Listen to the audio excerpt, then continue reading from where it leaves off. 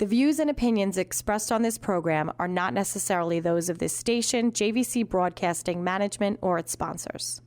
With so many people living longer, the fear of outliving your money becomes a reality for many of us. Will I be a financial burden? Will I outlive my money? How will I be remembered? My name is Neil Himmelstein, president of Main Street Planning Group. Please contact me by visiting mainstreetplanninggroup.com. That's mainstreetplanninggroup.com, or call 631-647-4694. I will introduce you to strategies that will guarantee you will not outlive your money, that can guarantee you will not be a burden on your loved ones. Through a collaborative approach, we will uncover solutions that offer tax-efficient strategies, lifetime income, and legacy planning, choice, organization, direction, and education. That is the code we stand behind. Contact mainstreetplanninggroup.com, that's mainstreetplanninggroup.com, or call 631-647-4694. And listen to me every Friday at 3 p.m. as I host the Main Street Code for Financial Success, right here on 103.9 LI News Radio.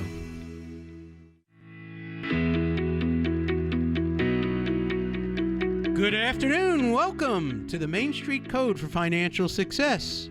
I'm your host, Neil Himmelstein. I can be reached at 631-647-4694, or you can always go to my website at mainstreetplanninggroup.com. We help hundreds of financial advisors all across the country as their insurance expert, whether it's life insurance, disability, long-term care. That's what people use Main Street Planning Group for, which I'm the president of. And one of the things we do on a daily basis is an advisor will call us up, or a client will call us up and say, hey, I've got a health problem, okay, or I'm taking a medication. Listen, we all have certain health issues, and particularly now, if we go to the doctors, you know, if we're doing the right thing, we're following up on our medications and everything else. But if we have a ding on our records, or we're taking blood pressure medication, or we're taking something for our calcium, or we're taking something for our thyroid, or this and that, and you go online and you apply for insurance with just random anybody, you run the risk of being declined. This happened last week. So a guy was taking a medication for some kind of heart medication. He was 45 years young, and he got declined. So what happens when he gets declined? So now it's an uphill battle, because once you're declined or rated from a life insurance company, they report to something called the Medical Information Bureau. They have to. That's what they do.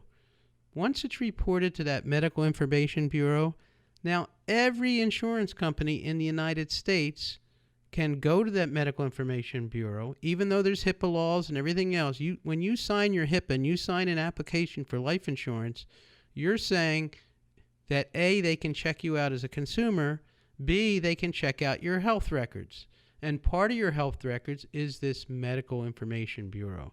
Not that it's a bad thing, it can be a good thing, but at the end of the day, if you're just randomly seeing online, I've got the cheapest term price, and you apply, and you don't tell an insurance company that you're taking medication, you don't tell them that you have a pre-existing condition, or you had a heart attack 10 years ago or 5 years ago, you don't tell them you have diabetes, you don't tell them that there's a report, then the underwriter that looks at it thinks that you're lying because you haven't disclosed information.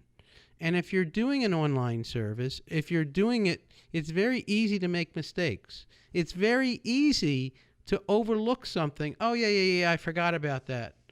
Well, once a rep submits the application, or if you're doing it to one of these new electronic thingamajiggies, we can buy cheapest term here and there. They're not doing their due diligence in finding out what you have, or filling out all your information, or asking you the right questions. And therefore, the insurance company thinks that you're hiding something from them. Now, the other problem is insurance companies want to eliminate me. They want to eliminate the salesperson. They want to eliminate the experts. Why? Because it saves them money in cost, in paying us commissions. They want to eliminate underwriters that really look at cases, and they want to underwrite by artificial intelligence. So they're not underwriting you as a person unless you're dealing with companies like mine. They're underwriting you as a number, and they give you a score. And they say, okay, blah, blah, blah, blah. Oh, they got this, boom, up. You're in this category. Oh, you got this. When financial advisors call us up and do work with us, we ask the right questions. We gather the right information. It's so important. If necessary, we put a cover letter together and we get it to the right company with a real live underwriter who's going to look at you as a person. They're going to look at you as Mary Smith or John Smith. They're not going to look at you as Joe Number. So important in getting the right coverage and getting the right amount of coverage and getting not rated or rated, but getting the best price and the best value for you, not just for 1 year. You know, the thing about life insurance is it's for your life. So if we save $100 a month today, multiply that out over 30 years, and that's a humongous savings to you. So that's part of what we do. The other part of what we do that's so very important, that life insurance contracts and annuity contracts have a lot of moving parts. And there's a lot of elements inside those parts that you need to know about. One is every insurance contract, whether it's a life insurance or annuity, has 3 parts to it. You have the insured, you have the owner, and you have the beneficiary. They can be, 2 of them could be the same. Okay? They can all be this. You can't all be the same. You can't be the beneficiary of your own contract if it's a life insurance contract. But 2 of them can be the same. You can have it owned by a trust and the beneficiary be a trust. A trust, we can talk about that. Or you could have your spouse own the policy. Or many times, if people don't know what they're doing, we'll just put, leave the beneficiary to my estate. Last week, we had a very esteemed attorney on here, a state attorney, who really knows what he's doing. And he said, there's a problem with leaving a life insurance contract to your estate. I said, I learned a little something because I knew this, but, we like to be reminded. So what happens if you leave your life insurance contract to your estate? Well, if you were in a nursing home and you built up a huge bill and you pass away and the beneficiary is the estate, that estate can now go to that death benefit and take your money that you meant to leave to your family. Doesn't that suck? Also, when it comes to ownership, if you own your own policy, although the death benefit is tax-free, the death benefit can be estate taxable. So if I own a policy on my own life and I'm worth $5 million and I have $1 million policy, to the IRS, I am now worth $6 million. If I'm trying to leave that to my kid, that could be estate taxable. Now, right now, it's not. The estate tax laws are changing. They are sunsetting in a few years. But prior to that, with all the infrastructure changes and everything else, they're looking to lower that estate tax threshold to $3 million or $5 million per person. Right now, it's at 11 point something. So, very shortly, if you're in a estate situation, you have to take care of it. Now, a lot of people will have their spouse own their policy. That's okay. If I pass away and my spouse owns it, it's part of her estate. It's not going to affect my estate. And with spousals, it goes in between. If a child owns it, it could be different. Okay, so ownership is important. Many times, we'll set up a life insurance with a trust owning it. And that's outside. When a trust owns it, it's outside your estate. Very important. If you have a life insurance trust, it's owned outside your estate. So you could be worth $50 million and you have a $5 million life insurance policy inside a life insurance trust. That trust, life insurance trust, that money passes through estate tax-free. It's not part of your estate. It's like having a third element out there. And anybody that has a trust-owned policy, and many advisors don't even understand this, you have to have a trustee. Now, Having a trustee, it can be a family member. It could be your attorney. It can't be an insurance agent, by the way. That's a conflict of interest. Just want to let you know. You name a trustee. And when we get back from the break, we're going to talk a little bit more about what that trustee's responsibilities are. You're listening to the Main Street Code for Financial Success. This is Neil Himmelstein. I can be reached at 631-647-4694. The name of my firm is Main Street Planning Group. You can always look me up at mainstreetplanninggroup.com, and we'll be back in a few minutes. Thank you.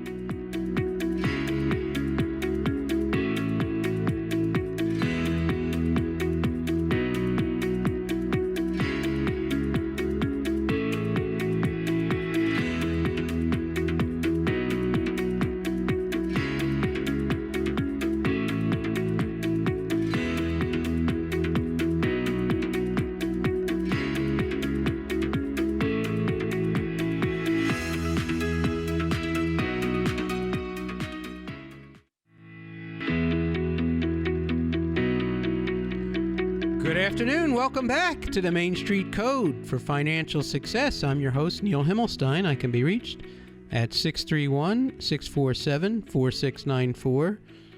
You know, we talk about our code, which is choice, organization, direction, and education, and we help hundreds of financial advisors with issues regarding life insurance. I am your life insurance and annuity and disability and long-term care expert. Prior to the break, we were talking about ownership and the three parts of an insurance contract, whether it be life insurance or annuities. There is the owner, the beneficiary, and the insured. So we were talking about some instances if the insured owned the policy, how it's part of their gross estate, can be taxable, which we want to avoid. It's not income taxable. It could be estate taxable. Life insurance is not taxable by law. We also talked about a spouse owning the policy, or a child, it would be part of their estate. So quite often a lot of planning is done with that. And then we started to get into a trust-owned life insurance policy. Now I talk about this a lot because this is very different. It requires an attorney who knows what they're doing, who sets up a separate life insurance trust.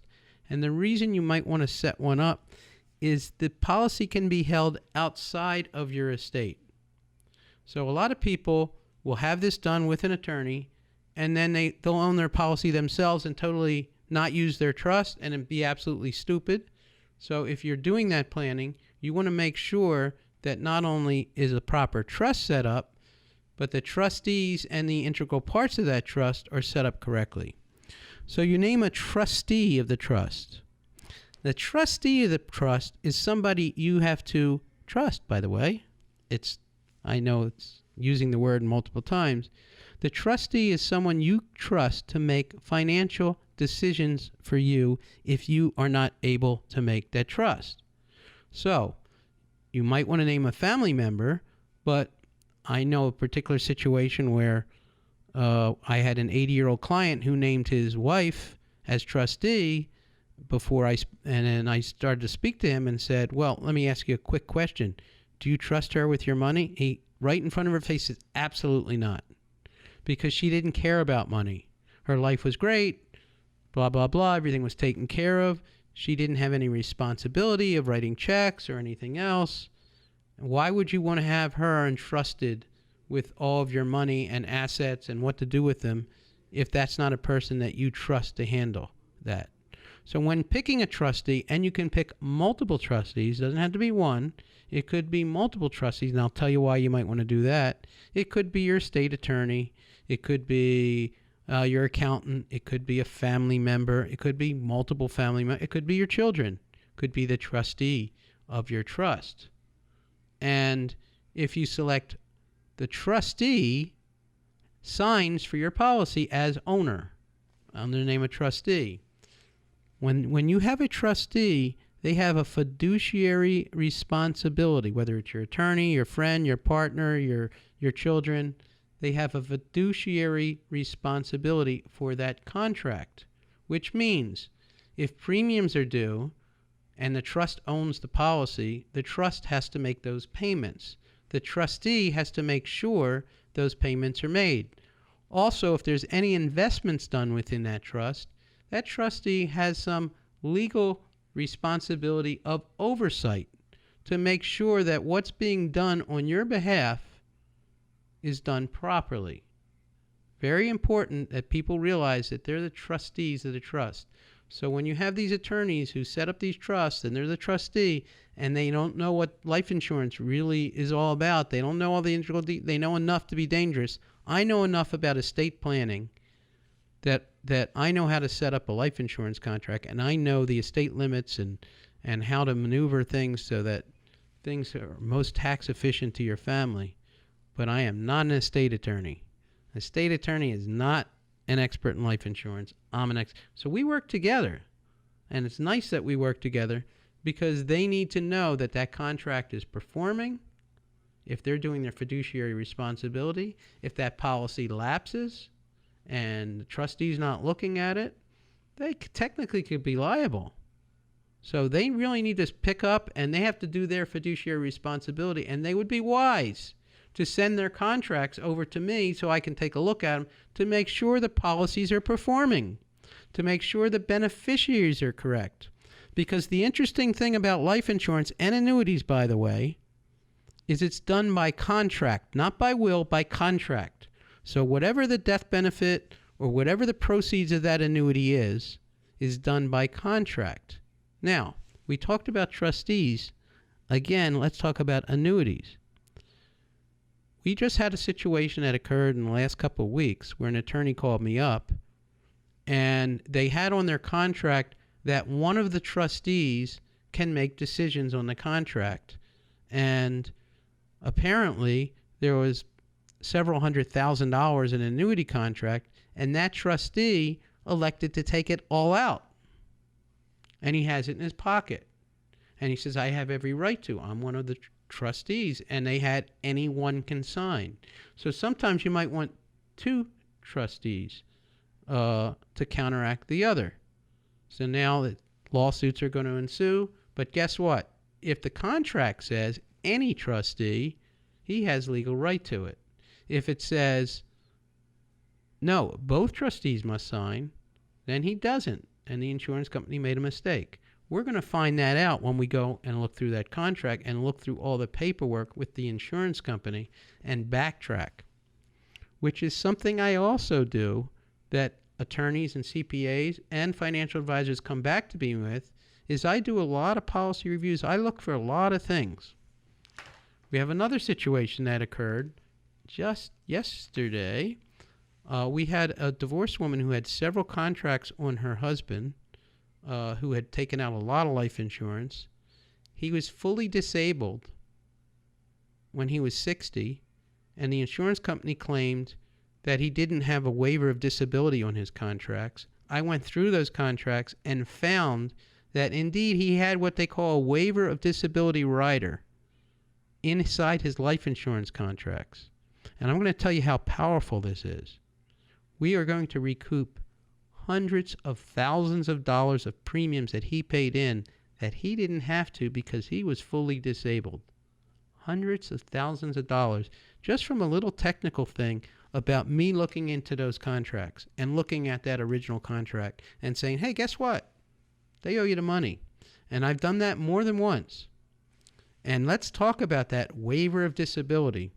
You have these big proponents on TV, and I don't even like to mention her name, who says that whole life is a horrible thing and this and that, and you should buy term. Well, one of the great protections of whole life or universal life or permanent life insurance is your money is protected for the most part from the IRS. And you can put a lot of it in. There's no restrictions like IRAs or anything else. And it can accumulate via dividends, interest rate, indexing rates, variable rates like mutual funds. It can accumulate outside of your estate. It can accumulate outside of your business. So if you're ever sued, it's protected. So you say it's a bad thing. It's not a bad thing. It's a definite asset. You can buy on those contracts something called a waiver of premium if you become disabled. Now, if you're 40 years old and you're putting in $10,000 a year into a whole life contract and you have this waiver of disability, it's possible they'll pay those premiums for the rest of your life if you become fully disabled. For the rest of your life, you'll have an extra retirement plan paid for. Why? Because you became disabled. Isn't that crazy? So we want to look at those, any old contracts or new contracts. These are things that we look at that are very important, and people forget that they bought these things. You're listening to the Main Street Code for Financial Success. I'm running out of time. I'm really glad you joined us today. I could be reached at 631-647-4694. If you have any questions whatsoever, please reach out to me. If there's anything you'd like me to cover on any of the shows, call me at 631-647-4694. Or if you have a personal situation or your financial advisor has a situation, feel free to reach out to Main Street Planning Group at 631-647-4694. Have a lovely weekend. Look forward to seeing you soon.